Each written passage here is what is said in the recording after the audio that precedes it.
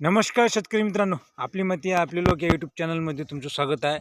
तर या व्हिडिओमध्ये आपण बघणार आहोत शेतकरी मित्रांनो, की धुवारीचा परिणाम आपल्या हरभरा पिकावर कोणता परिणाम पडतो. आता 2-3 दिवस झाले धुवारी पडत आहे आणि आपल्या हरभऱ्या फुलावर आणि कळीवर गळ होत आहे शेतकरी मित्रांनो, कारण की ते जळत आहे धुवारीमुळे. आणि दुसरी गोष्ट म्हणजे धुवारीमुळे आपल्या हरभऱ्या पिकाची वाढ खुंटते आणि जे ब्रँचेस धरून फुल वाढते, ब्रँचेसची वाढ रुकते आणि उत्पन्नात घट येते शेतकरी मित्रांनो. आता 2-3 दिवस झाले उष्णता थोडी निर्माण झालेली आहे, तर आपल्या चना पिकावर अळी पण आलेली आहे शेतकरी मित्रांनो. हे बघा अळी, हे लष्करी अळी आहे.